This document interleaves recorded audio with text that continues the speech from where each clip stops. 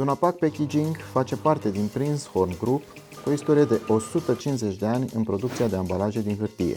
În România produc ambalaje pentru protecția, depozitarea și transportul mărfurilor. Fac parte dintr-o abordare inteligentă cu un proces sustenabil, fiind nepoluante și 100% reciclabile. Noi, echipa IMSAT, ne bucurăm că am implementat aici cea mai modernă fabrică Dunapac din Europa. În acest proiect, principiul de bază a fost creșterea performanței.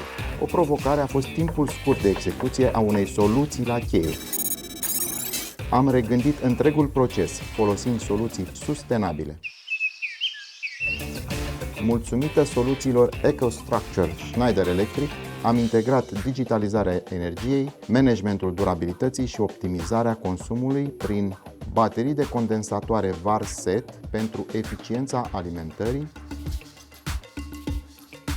soluții AOA de realitate augmentată ce asigură mentenanța simplificată, 26 de tablouri Prisma comunicante, barele capsulate Canalis ce reduc semnificativ pierderile de energie și sunt complet reciclabile, UPS-uri care au rezolvat problema fluctuațiilor de tensiune din zonă, dar și prin softul BMS pentru o economie de energie și o exploatare eficientă a instalațiilor.